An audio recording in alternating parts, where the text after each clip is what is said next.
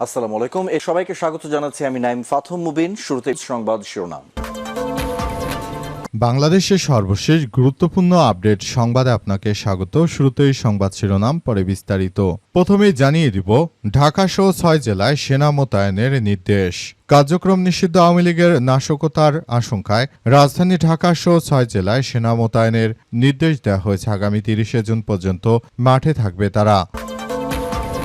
এবারে জানাবো, আমি যে সময় জেলখানায়, হানজালা সে সময় বিড়াল হয়ে বসে থাকত। ফ্যাসিস্ট স্বরাষ্ট্রমন্ত্রীর বাসায় বললেন রাশেদ। মাদারীপুর 1 আসনের সংসদ সদস্য পীরজাদা সাইদুদ্দিন আহমেদ হানজালাকে নিয়ে কঠোর সমালোচনা করেছেন বিএনপি নেতা রাশেদ খান। সামাজিক যোগাযোগ মাধ্যমে দেয়া এক পোস্টে তিনি অভিযোগ করেছেন যে গণ অভ্যুত্থানের সময় হানজালা আওয়ামী লীগের শীর্ষ নেতাদের সঙ্গে ঘনিষ্ঠ যোগাযোগ রেখেছিল, অথচ বর্তমান নিজেকে আন্দোলনের পক্ষের শক্তি হিসেবে উপস্থাপন করার চেষ্টা করছে। এদিকে চাঁদাবাজির দায়ে বিএনপির এমপি পুত্র সজীবকে বিএনপির যুবদল থেকে বহিষ্কার। নারায়ণগঞ্জে 3 আসনের সংসদ সদস্য, বিএনপির সংসদ সদস্য আজহারুল ইসলাম মান্নানের ছেলে জেলা যুবদলের জ্যেষ্ঠ যুগ্ম আহ্বায়ক খায়রুল ইসলাম সজীবকে বিএনপির জেলা যুবদলের প্রাথমিক সদস্য পদসহ সব পদ থেকে বহিষ্কার করা হয়েছে। জানা গেছে তিনি চাঁদাবাজির সঙ্গে যুক্ত। এই ঘটনায় ডিবি পুলিশ তাকে আটক করে এবং আটক করার পরই তাকে বিএনপির যুবদল থেকে বহিষ্কার করা হয়েছে। এরপর জানাবো, শিবির নেতা হত্যার ঘটনায় অভিযুক্তের বাড়িতে আগুন। গাইবান্ধার সাঘাটায় সরকারি প্রাথমিক বিদ্যালয়ের ম্যানেজিং কমিটি নিয়ে উদ্বেগ এবং দ্বন্দ্বে শিবির নেতা সাইফুল্লাহ বাড়িকে হত্যা করে বিএনপির সন্ত্রাসী। এই ঘটনায় অভিযুক্ত বিএনপির নেতার বাড়িতে অগ্নিসংযোগের ঘটনা ঘটেছে। এছাড়াও খুনের মামলায় জড়িত থাকার অভিযোগে আশরাফ নামের একজনকে গ্রেপ্তার করেছে পুলিশ। এরপর থেকে অভিযুক্ত বিএনপির নেতা পলাতক রয়েছে। ওই অভিযুক্ত বিএনপি নেতা পলাতক থাকার কারণে মূলত এই ধরনের ঘটনা ঘটে। এবং সর্বশেষ জানাবো, পদত্যাগ করলেন ব্রিটিশ প্রধানমন্ত্রী স্যার কিয়ার স্টারমার। ব্রিটিশ প্রধানমন্ত্রী স্যার কিয়ার স্টারমার পদত্যাগ করেছেন আজ। তিনি পদত্যাগ করেন, ফলে গত 1 দশকে দেশটি 7ম প্রধানমন্ত্রীর নেতৃত্ব পেতে যাচ্ছে। খবর দ্য ডনের। জানা গেছে এর আগে বরিস জনসন তিনি যখন ছিলেন তিনিও ঠিক একইভাবে পদত্যাগ করেছিলেন। বিভিন্ন সমস্যার কারণে তিনি পদত্যাগ করেছেন। অর্থনীতি নিয়ে উদ্বেগের মধ্যেই তিনি মূলত পদত্যাগ করতে বাধ্য হয়েছেন তার দলের চাপের কারণে। প্রিয় দর্শক, এতক্ষণ শুনছিলেন সংবাদ শিরোনাম, এবারে বিস্তারিত। তবে তার আগে বন্ধুরা, অনুরোধ থাকবে এই সংবাদটিতে একটি লাইক দিন। এই চ্যানেলে আপনি নতুন হয়ে থাকলে আমাদের সংবাদটি দেখতে দেখতে চ্যানেলটি সাবস্ক্রাইব করে রাখুন। কমেন্ট করে বন্ধুরা আপনার মূল্যবান মতামত জানিয়ে দিন আপনি বিশ্বের কোন দেশ থেকে বা বাংলাদেশের কোন স্থান থেকে আমাদের সংবাদটি দেখছেন এবং শুনছেন।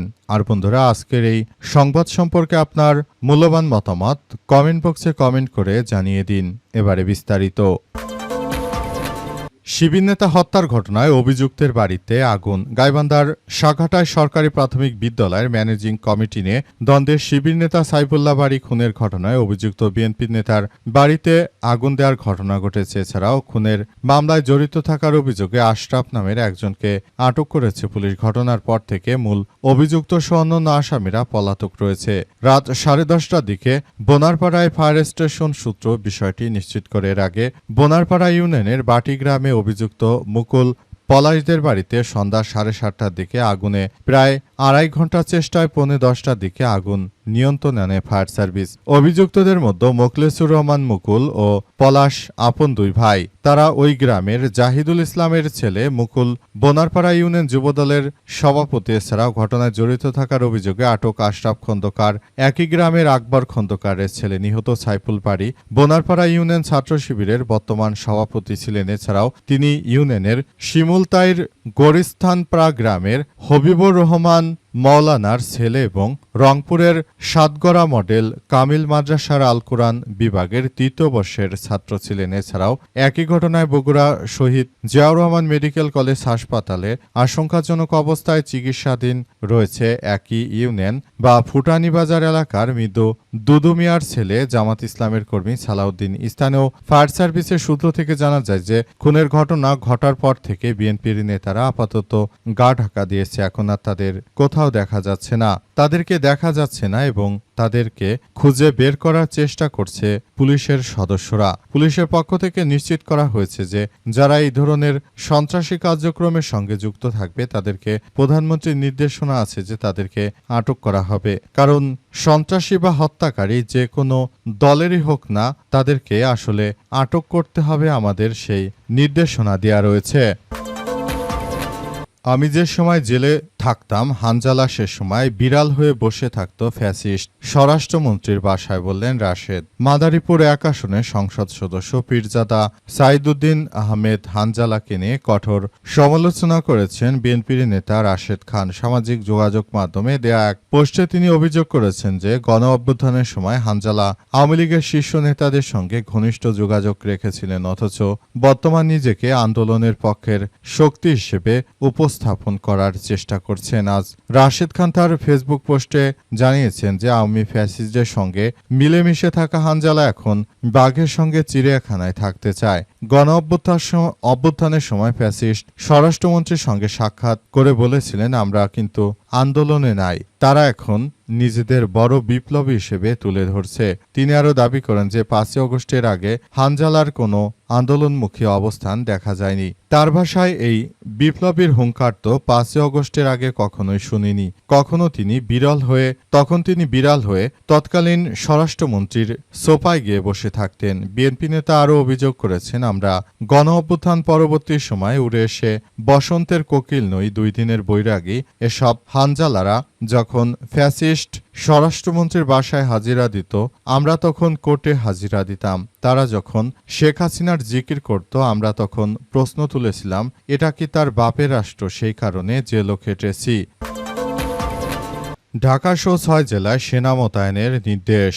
কার্যক্রম নিষিদ্ধ আওয়ামী লীগের নাশকতার আশঙ্কায় রাজধানী ঢাকা সহ ৬ জেলায় সেনা মোতায়েনের নির্দেশ দেওয়া হয়েছে। আগামী ৩০ জুন পর্যন্ত মাঠে থাকবে তারা।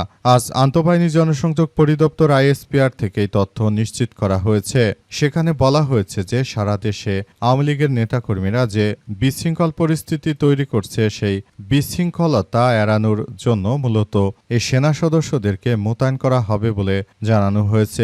যে কোনো পরিস্থিতি মোকাবেলা করার জন্য সেনা সদস্যরা পুরোদমে প্রস্তুত। তারা নতুন করে এমন কিছু করতে চলেছে যেটা দেখে আসলে সবাই হতচকিত হয়ে পড়েছে।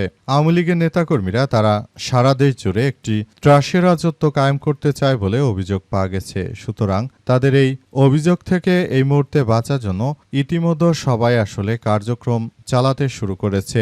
আওয়ামী লীগের নেতাকর্মীরা তারা দেশজুড়ে যে ধরনের অনাকাঙ্ক্ষিত ঘটনাগুলো ঘটাচ্ছে, সেটি আমাদের সবার জন্য খুবই ভয়াবহ ও বিপর্যয়কর এক পরিস্থিতির মধ্যে ঠেলে দিচ্ছে। সুতরাং তাদের বিরুদ্ধে এখনই কার্যকর পদক্ষেপ গ্রহণের যে কার্যক্রম শুরু হয়েছে, সেটি আসলে খুবই গুরুত্বপূর্ণ একটি অধ্যায় হিসেবে দেখানো হচ্ছে। এই পরিস্থিতি থেকে বাঁচার জন্য বিএনপির পক্ষ থেকে মূলত সেনা সদস্যদের নামানোর পরিকল্পনা করা হচ্ছে এবং এই পরিকল্পনার অংশ হিসেবে ইতিমধ্যে আন্তঃবাহিনী জনসংযোগ পরিদপ্তরে তারা জানিয়েছে এবং সেখান থেকে যথাযথ কার্যক্রম গ্রহণ করা হচ্ছে। এমপি পুত্র সজীবকে যুবদল থেকে বহিষ্কার। নারায়ণগঞ্জ ৩ আসনের সংসদ সদস্য আজহারুল ইসলাম মান্নানের ছেলে জেলা যুবদলের জ্যেষ্ঠ যুগ্ম আহ্বায়ক খায়রুল ইসলাম সজীবকে জেলা যুবদলের প্রাথমিক সদস্য পদ সহ সব পদ থেকে বহিষ্কার করা হয়েছে। জানা গেছে যে এই এমপি পুত্র সজীব মানুষের কাছ থেকে চাঁদাই ছিল তার মূল পেশা। তিনি চাঁদাবাজি, রাহাজানি, সন্ত্রাসী কার্যক্রম চালিয়ে তারপর সারা বাংলাদেশের মানুষকে তিনি আসলে বিষিয়ে তুলেছিলেন। বর্তমান তিনি যুবদলের পদে থাকলেও তাকে যুবদলের পদ থেকে সরিয়ে দেয়া হয়েছে। জানা গেছে বিএনপির এই এমপির পুত্র তিনি শুরু থেকেই আসলে বাংলাদেশটাকে এক চাঁদাবাজের আখড়ায় পরিণত করেছেন। তিনি মূলত এমন উচ্চ লেভেলের চাঁদাবাজ যে তার দল ক্ষমতায় থাকাকালীন এখন তাকে দল থেকে বহিষ্কার করা হয়েছে। তাহলে ধরুন যে কতটা চাঁদাবাজ। তাছাড়াও বাংলাদেশের পুলিশ প্রশাসন সব সময় কিন্তু যারা সরকারে থাকে তাদের হয়ে দালালি করে। আর এই দালালি করা পুলিশও কিন্তু এই এমপি পুত্রকে গ্রেপ্তার করতে বাধ্য হয়েছে। তার মানে বুঝুন যে ইনি কত বড় চাঁদাবাজ। এই কুখ্যাত চাঁদাবাজকে অবশেষে বিএনপি সম্মান বাঁচাতে তাকে দল থেকে বহিষ্কার করেছে। এই ধরনের কার্যক্রমই মূলত বিএনপির দলের অভ্যন্তরে চলছে। সারা দেশের মানুষ অতিষ্ঠ হয়ে পড়েছে। দেশের মানুষ অবশেষে আবারও মাঠে নামতে তারা বাধ্য হচ্ছে। কারণ বিএনপির এই চাঁদাবাজি, সন্ত্রাসী, রাহাজানি কর্মকাণ্ড কবে যে শেষ হবে আল্লাহই ভালো জানে।